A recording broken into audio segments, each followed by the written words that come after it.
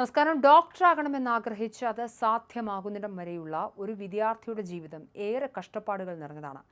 പഠനം പൂർത്തിയാക്കി ഡോക്ടറായി ഇറങ്ങുന്നത് വരെയുള്ള യാത്ര എന്നത് വളരെ കഠിനവും ത്യാഗങ്ങൾ നിറഞ്ഞതുമാണ്. വെറുമൊരു പഠനം മാത്രമല്ല, ശാരീരികവും മാനസികമായ ഒരു പോരാട്ടം കൂടിയാണത്. എൻട്രൻസ് പ്രവേശന പരീക്ഷയാണ് അതിൻ്റെ ആദ്യ ചുവട്.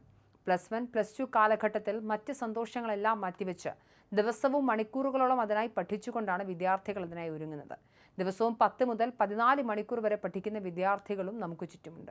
അത് കഴിഞ്ഞ് ലക്ഷക്കണക്കിന് കുട്ടികളുമായി മത്സരിച്ച് വേണം നീറ്റിൽ യോഗ്യത നേടാൻ. 1-2 വർഷം ഇതിനായി മാത്രം മാറ്റിവെച്ച് പഠിക്കുന്നവരും നിരവധി. അങ്ങനെ കഷ്ടപ്പെട്ട് പരീക്ഷ എഴുതിയ വിദ്യാർത്ഥികളുടെ കണ്ണുനീർ വീഴ്ത്തിയ സംഭവമായിരുന്നു ഈ വർഷത്തെ നീറ്റ് ചോദ്യപേപ്പർ ചോർച്ച.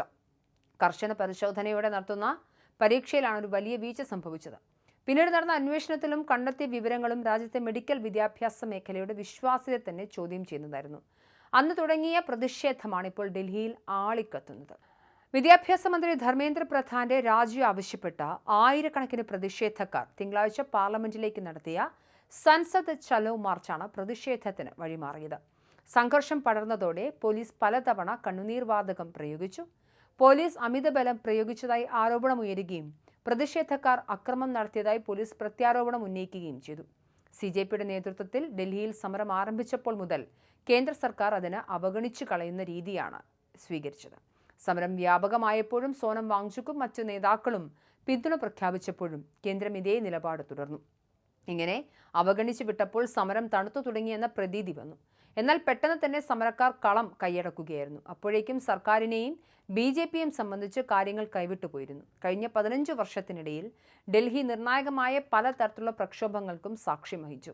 കർഷക പ്രക്ഷോഭം, നിർഭയ പ്രക്ഷോഭം തുടങ്ങിയ പല പ്രക്ഷോഭങ്ങൾക്കും രാജ്യതലസ്ഥാനം വേദിയായി.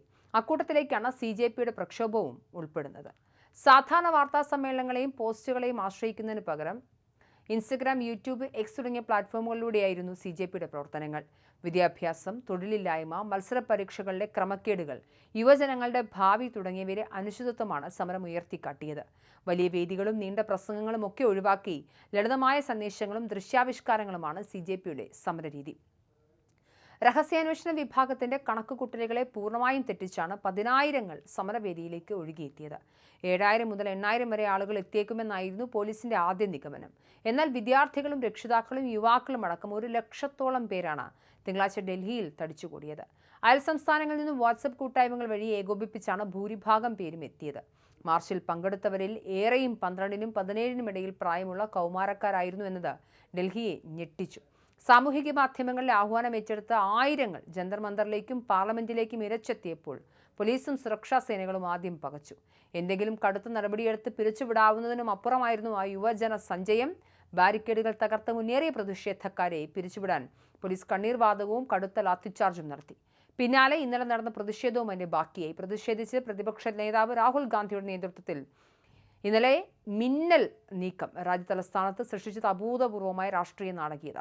കോൺഗ്രസ് അധ്യക്ഷൻ മല്ലികാർജ്ജുൻ ഖാർഗെ, KC വേണുഗോപാൽ തുടങ്ങിയ മുതിർന്ന നേതാക്കൾക്ക് പുറമെ കർണാടക മുഖ്യമന്ത്രി DK ശിവകുമാർ, കേരള മുഖ്യമന്ത്രി VD സതീശൻ ഉൾപ്പെടെയുള്ളവർ സമരസ്ഥലത്തെത്തി പോരാട്ടത്തിന് പുതിയ രാഷ്ട്രീയമാനം നൽകി.